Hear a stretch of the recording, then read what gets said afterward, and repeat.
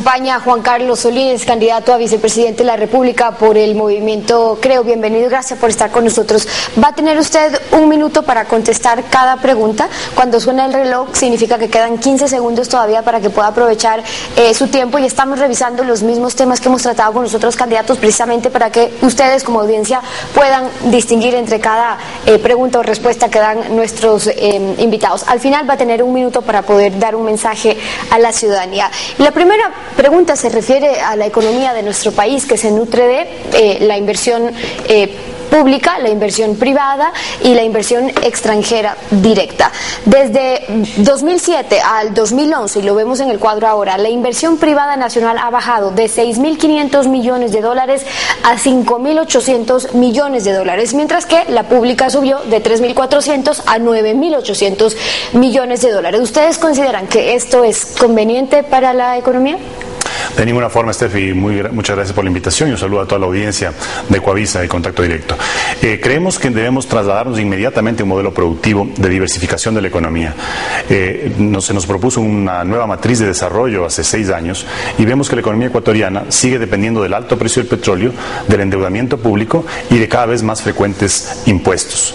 Evidentemente, pues no se ha fortalecido ni se ha diversificado la economía, y nosotros creemos que debemos movilizarnos hacia ese modelo en donde la agricultura, en donde el turismo, en donde la tecnología tengan pues un fuerte apoyo del Estado y atraigan la inversión extranjera. Lamentablemente, las cifras que ustedes mencionan ahí son mucho más escandalosas cuando comparamos con los países vecinos. Colombia, 14.000 millones de inversión extranjera, Perú 7.500 y Ecuador apenas 350, 380 millones de dólares. Bueno, entonces, y el crecimiento del aparato estatal se financia también a través de la transferencia de los recursos que el sector público le absorbe al sector privado, y lo hace vía impuestos. Esa carga tributaria, claro, también es para financiar el gasto corriente, los subsidios, los sueldos del sector público. ¿Qué van a hacer ustedes o qué proponen ustedes en relación a esos impuestos? Cambiar ese modelo de Estado rico, ¿no? De Estado rico y ciudadano pobre a la inversa. Es decir, el Estado tiene que intervenir solamente en lo que se refiere a regulación, en corregir distorsiones dentro de la economía, y es la sociedad la que tiene que producir, la que tiene que generar empleo, la que tiene que generar iniciativa. Por eso nuestra propuesta es justamente trasladar y apoyar, no establecer barreras como es hoy en día. Uno quiere emprender un negocio y le toca cumplir con 15, 12, 15 trámites, le cuesta $1.500 y le toma alrededor de un año. Nosotros proponemos el Plan 21, por ejemplo, que con $20 y en un solo día un emprendedor ecuatoriano pueda entrar a operar su negocio o su idea, de tal forma que se genere una productividad inmediata y se genere empleo también a la vez. Ya vamos a hablar a propósito de los negocios, pero antes, este financiamiento también de las inversiones públicas se lo hace a través de los ingresos petroleros, de los recursos petroleros y del endeudamiento, que actualmente se encuentran atados a una condición impuesta por China, que es nuestro principal prestamista. ¿Ustedes consideran que es saludable para la economía del país depender tanto del alto precio del petróleo, y qué prevén en caso de que esa buena suerte de altos precios no siga? Efectivamente, nosotros queremos despetrolarizar la economía ecuatoriana, es decir, no podemos estar sujetos a una fluctuación de precios que no está bajo nuestro control. No tenemos fondos de contingencia, por lo tanto, en caso de que el precio del petróleo baje, la economía ecuatoriana tambalearía, y para una economía dolarizada eso pues es inclusive más preocupante. Por otro lado, la inversión pública. El presidente ha dicho que cómo se puede reducir impuestos, como es la propuesta de Guillermo Lasso, reducir 9 impuestos para que $2.000 millones queden en los bolsillos de ecuatorianos, diciendo que eso va a afectar directamente a la inversión del Estado. Recordemos que, como tú acabas de señalar, Steffi, tenemos gasto corriente récord en este presupuesto del Estado. Más del 40% se va en gasto corriente, es decir, para financiar una burocracia desmedida. Por lo tanto, ese dinero en manos de los ecuatorianos, los 9 impuestos que vamos a suprimir a partir de mayo del próximo año que seamos gobierno, van a reactivar la economía, porque le van a permitir al ecuatoriano decidir en qué gasta esos recursos, en lugar de seguir financiando una burocracia, como digo, enorme. Y este mayor control del Estado y el desestímulo que hay para la inversión privada nacional, a su juicio, responde a un objetivo también de dominación política, o no tiene nada que ver? Bueno, yo creo que ahí hay varias aristas. Mencionaba hace un momento el endeudamiento chino, por ejemplo. Se nos decía pues que la deuda ilegítima, se creó una comisión inclusive de fiscalización de la deuda, y sin embargo vemos que ahora estamos endeudados con China y en condiciones muy desventajosas para el país. Por eso llama la atención que el presidente señale como principal característica de su candidato a la vicepresidencia el haber negociado sus créditos chinos, cuando los créditos chinos a un interés desproporcionado, y sobre todo que atan al país en una serie de aspectos distintos. Por ejemplo, tenemos que utilizar ese dinero para contratar y para pagar empresas chinas. Se garantiza con el precio del petróleo a precios que están por debajo del mercado, es decir, se perjudica también al Ecuador en temas de cómo se garantiza ese pago a través del petróleo que se exporta a China. Entonces, son condiciones absolutamente nocivas para el país, que tendrán en un momento que revisarse, y tendrán que pues también responder quienes estuvieron a cargo de ese endeudamiento, pero que ha desacelerado la economía, porque evidentemente nos está generando un pasivo enorme que tendrá que ser respondido y pagado por todos. Sobre ese último tema vamos a conversar también con nuestro próximo invitado. Ahora, las reservas petroleras del ITT son las últimas reservas probadas que le quedan a nuestro país. ¿Ustedes sí están de acuerdo con la explotación, pero bajo qué condiciones? Nosotros hemos dicho que el Yasuní no se va a explotar, y no se va a explotar ni siquiera bajo el modelo actual que es pasar un sombrero y pedir caridad a los países. No, nosotros vamos a hacer una decisión soberana de no explotarla, pero sí vamos a ser mucho más eficientes en la explotación de los campos que ya están actualmente siendo explotados.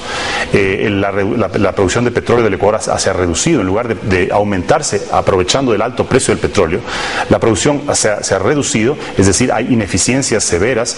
El Estado ha demostrado que no puede elevar la producción y ser más eficiente, y por lo tanto hemos desaprovechado una oportunidad enorme, histórica, del alto precio del petróleo.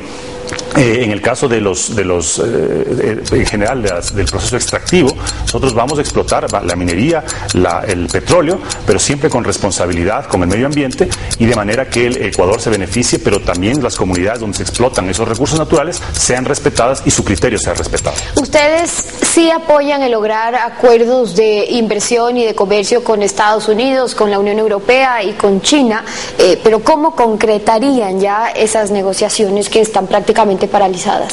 Es un tema de decisión política, ¿no? Nosotros vamos a dejar de lado esos prejuicios ideológicos. Nosotros queremos más Ecuador en el mundo y más mundo en el Ecuador. Y más Ecuador en el mundo significa firmar tratados de libre comercio, abrirnos a comunidades y a regiones que están ahorita siendo inexploradas. Por ejemplo, el Asia nos da una gran cantidad de oportunidades para nuestros productores, agricultores, exportadores.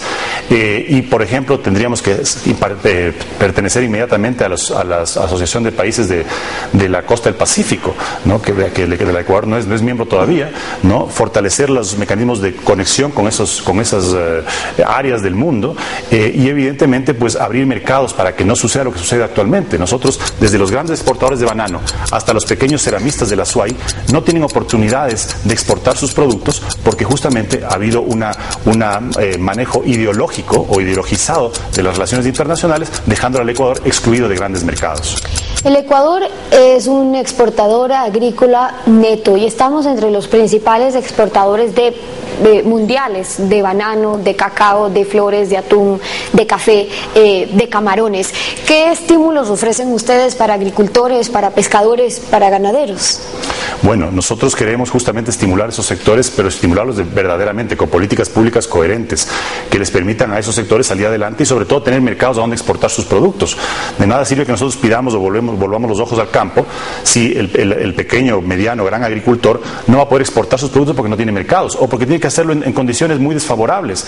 Pensemos que ahora, por ejemplo, como ejemplo, la tonelada métrica de banano está pagando para ingresar a Europa $130 de arancel, mientras que Colombia está pagando 70. Entonces nos volvemos mucho menos competitivos en un mercado si es que nosotros no logramos establecer relaciones comerciales directas con esos bloques o con esos países en donde nosotros tenemos mercados importantes. Por lo tanto, el apoyo a la agricultura, el apoyo a la ganadería va a ser no solamente a través de políticas públicas que garanticen el acceso al agua o el acceso a la tierra, sino también a insumos. Se elimina el impuesto a la salida de capitales, por ejemplo, para que puedan pues traerse maquinaria, puedan traerse elementos que permitan favorecer el desarrollo de estos sectores y abrir mercados.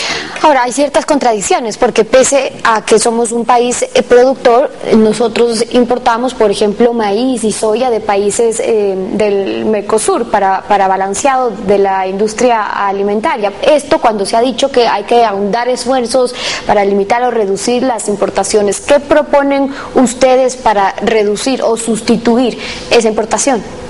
Bueno, primero, apoyar a la producción nacional, es decir, ahora, por ejemplo, se acaba de importar maíz, efectivamente, cuando había producción de maíz aquí, que los productores estuvieron en severos problemas, y en general, la balanza comercial no petrolera tiene un déficit de más de 8.000 millones de dólares. Por lo tanto, es evidente que el Ecuador está importando mucho más de lo que exporta cuando quitamos el petróleo de la balanza, ¿no? Entonces, eso implica que hay que adoptar políticas públicas que fortalezcan la productividad local y también procesos de industrialización, es decir, que no solamente nosotros exportemos nuestra materia prima, ¿no? Los productos básicos, y luego nos regresen acá bajo un proceso de industrialización. Yo creo que el país tiene que también, dentro de ese proceso de diversificación de la economía, comenzar a estimular la industrialización también del agro y de otros sectores que actualmente no lo están haciendo. Hay un índice que muestra la facilidad para hacer negocios y lo publica anualmente el Banco Mundial. Entre 183 países, nosotros como Ecuador estamos en el 164, es decir, entre los 21 países del mundo donde es más difícil crear empleo o invertir. ¿Qué proponen ustedes para hacer del Ecuador un país abierto a la inversión, pero también con la facilidad de emprender a nuevos negocios? Bueno, en primer lugar, generar seguridad jurídica. Es un país que ha sido desinstitucionalizado, no existe un Estado de Derecho y por lo tanto difícilmente los capitales extranjeros van a venir al Ecuador. Ni siquiera los capitales locales se animan a invertir por el nivel de ruido que existe. 10 reformas tributarias en 6 años. Eso no genera confianza a nadie. Una justicia que no funciona, ¿no? Que nos han dicho que la han remozado, pero que en realidad solamente se limita a edificios nuevos porque la justicia sigue lenta, sigue influenciada por otros poderes. Entonces, todos esos elementos hacen que el Ecuador no sea un país atractivo a pesar de las grandes riquezas que tiene. A nivel de turismo, por ejemplo, la costa de la ruta del Espóndilos, por ejemplo, son zonas que podrían ser explotadas y que podrían convertirse en una fuente principal de ingresos para el Ecuador. Pero mientras no exista seguridad, mientras no exista claridad para el inversionista, eso no va a llegar acá y evidentemente estamos perdiendo grandes oportunidades frente a la crisis de Europa, frente a la posible crisis de Estados Unidos. Estamos perdiendo grandes oportunidades por no haber hecho nuestra tarea, que es generar seguridad y generar fuerza laboral capacitada y con destrezas suficientes para responder a esas inversiones. Y en relación a la oportunidad con otros países también, el artículo 423 de nuestra Constitución habla sobre la integración de los países de Latinoamérica y el Caribe y lo califica como un objetivo estratégico del Estado. Y entonces hay que saber en cada propuesta vicepresidencial, en este caso, o presidencial, cómo van a manejar ustedes las relaciones con la CAN, con el Mercosur, con la UNASUR, con el CELAC o con el propio grupo del ALBA. Nosotros vamos a estar sentados en todos los foros regionales e internacionales, evidentemente con una actitud constructiva y de defensa de los intereses nacionales. Nosotros no nos vamos a cerrar por clichés ideológicos ni por traumas personales ni complejos, nos vamos a cerrar a participar en eso. Eso sí, expondremos nuestra posición soberana, sea en el ALBA o sea en la OEA, ¿no es cierto? Queremos fortalecer el sistema interamericano de naciones, no queremos torpedearlo como el actual gobierno está haciendo, no porque se sienten incómodos con las instancias propias de esos organismos regionales, por ejemplo, la Comisión Interamericana de Derechos Humanos, que cumple un labor fundamental justamente de señalar a los estados, ¿no? Ahora ellos alegan que no pueden estar sobre los estados, pero precisamente fueron creadas para estar sobre los estados y señalar los errores que cometen los estados. Ahora se quiere desmantelar eso y debilitarla a la Organización de Estados Americanos más de lo que ya está. Queremos insertarnos, como decía hace un momento, en la Organización de Países de la Costa del Pacífico, ¿no? Ahí tenemos potenciales comerciales enormes. Entonces, vamos a estar con los unos, vamos a estar con los otros, pero siempre defendiendo los intereses de los ecuatorianos. Y ya que hace referencia al sistema interamericano de derechos humanos, ¿se ha planteado la propuesta de que, por ejemplo, se pueda crear uno paralelo o que sea sustituido incluso por uno de UNASUR? ¿Ustedes estarían de acuerdo con eso? Mira, nosotros creemos que el sistema interamericano es un sistema probado, históricamente probado, que tiene una gran respetabilidad en todo el continente, que al igual que la Comisión Africana de Derechos Humanos y la Comisión Europea, ha generado jurisprudencia, ha generado fallos que han trascendido inclusive en la región. Por lo tanto, pues nosotros no vemos la necesidad de crear otra instancia. Sin embargo, participaremos de las discusiones regionales, ¿no? Se ha propuesto la creación del Banco Sudamericano, se ha propuesto una serie de instancias que quieren de alguna forma excluir a Estados Unidos y Canadá del sistema. Pues nosotros tendremos que analizar la conveniencia de eso, sobre todo sin debilitar la Organización de Estados Americanos, que creemos que hay que fortalecerla. Hay un tema importantísimo y gravísimo además. Hace más de 3 años ya, fue un 23 de octubre del año 2009. El Contralor General del Estado, Carlos Pollitt, indignado, hacía en ese entonces una radiografía de lo que estaba ocurriendo en el sector público. Recordemos primero qué fue lo que dijo. Pollitt deploró la corrupción que a diario invade las instituciones del Estado. Estamos inmersos en la corrupción más profunda que ustedes se puedan imaginar. Hemos revelado 600 informes con indicios de responsabilidad penal. Hemos revelado más de 4.700 informes de auditoría y todos señalando responsables. Evidenciando frustración, dijo estar dispuesto a renunciar, pues muchas de las investigaciones de la Contraloría están quedando en el olvido. Que si esto sigue así en las próximas horas, presentaré mi renuncia porque solo no voy a poder combatir la corrupción. Washington, creo en ti. Por Dios, haz algo. Tienes que meter preso a la gente que se está robando la plata de los ecuatorianos. ¿Cuál es su propuesta concreta para combatir con transparencia la corrupción? Bueno, esas declaraciones en primer lugar podrían ser muy a tono con los momentos actuales, ¿no? Inclusive mucho más evidencias tenemos en las últimas semanas de este proceso de descomposición que ha sufrido este proyecto político que nos gobierna, producto del acaparamiento de poder, ¿no? Es decir, controla todas las instancias. Y claro, cuando no hay equilibrios, cuando no hay pesos y contrapesos en un Estado, la corrupción florece, más aún cuando hay los niveles de discrecionalidad, de abuso a los estados de excepción, por ejemplo, ¿no? Que eran los antiguos estados de emergencia, ¿no? Más de 150 en los últimos años, ¿no? Para contratar sin someterse a la normatividad de contratación pública. Entonces, claro, se van sumando factores, ¿no? Falta de control, poder absoluto, grandes cantidades de recursos y no hay control, no existen las instituciones que funcionen, ni la justicia que funcione. Entonces, claro, es un caldo de cultivo ideal para la corrupción. Creemos que debemos combatir, es restablecer esos equilibrios, dejar que la justicia actúe independientemente, que la fiscalía investigue y sobre todo, pues, generar los pesos y contrapesos que son tan necesarios para combatir. Ahora, pero en relación a eso, es decir, ¿cómo hacerlo? ¿Cómo combatirlo? ¿Qué ajustes creen que son necesarios? Por ejemplo, el Consejo de Participación Ciudadana y Control Social, que tiene también como uno de sus objetivos combatir a la corrupción. Entonces, ¿qué hay que hacer para que todos estos casos no queden en la impunidad? Bueno, efectivamente, para que no queden en impunidad, que es la principal preocupación, es permitir que las instituciones funcionen, que funcionen independientemente, porque si es que no hay una Contraloría que, en la misma línea de lo que acaba de declarar el Contralor en el 2009, actúe y determine responsabilidades, si no hay una Fiscalía que actúe independientemente, sin presiones del Ejecutivo, sin personas que respondan a directrices del Ejecutivo, e investigue cuando hay indicios de responsabilidad penal, y no hay una justicia que, una vez que pasen los casos, actúe ágilmente, como actuó en el caso del Universo y el Presidente de la República, que en 9 meses dictó 3 instancias, entonces evidentemente se va a generar la impunidad, porque no hay investigación. El funcionario público que está tentado a ser corrompido o cometer un acto de corrupción dice, ¿cuáles son las posibilidades de que me investiguen? Muy pocas. Y de que eso pase a la Fiscalía, mucho menos. Y de que si de la Fiscalía pasan a la función judicial, prácticamente nulas. Entonces, claro, el estímulo y el incentivo para incurrir en actos de corrupción es muy alto. Y mientras no corrijamos el funcionamiento de las instituciones, y mientras no deleguemos, repartamos poder y tengamos pesos y contrapesos, no vamos a solucionar. El problema es que esto no es que afecta pues a las altas esferas. La corrupción en sí, a quien más afecta es a los pobres, a los enfermos, a los ancianos, a los grupos más vulnerables. Entonces, ¿cómo se puede cuantificar el costo de la corrupción, pero lo más importante, su incidencia en la pobreza? Bueno, En primer lugar, ahora pues que estamos en campaña política y el gobierno nos inunda día, tarde y noche con sus informes de labores, entre comillas, diciendo toda la maravillosa obra que ha hecho, ¿no?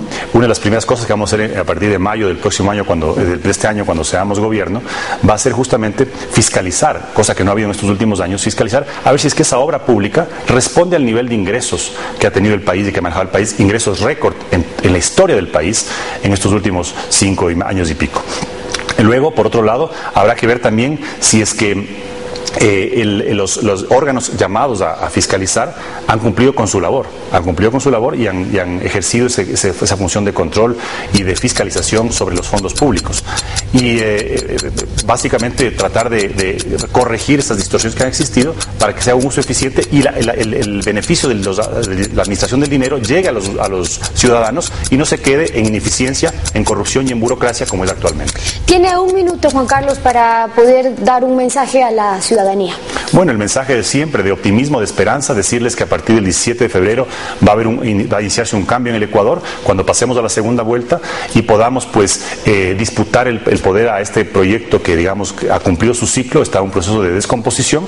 Traemos una propuesta de esperanza, de generación de oportunidades para el pueblo ecuatoriano, de generación de empleo, de cambiar el modelo productivo, de dejar la prepotencia y pasar a un Estado de Derecho donde se respeten las libertades, donde se respete al ciudadano, donde haya libertad de expresión y de información, donde los usuarios de las redes sociales no se vean atemorizados por el propio jefe de Estado, ¿no? Persiguiéndoles. Es decir, entrar en un Ecuador de paz, en donde todos con una oportunidad y con una creación de espacios para poder producir y para poder desarrollarse, tengamos un mejor futuro y podamos construir un mejor futuro para esta y las futuras generaciones. La propuesta de Juan Carlos Solines, candidato a vicepresidente de la República por el movimiento Creo. Gracias.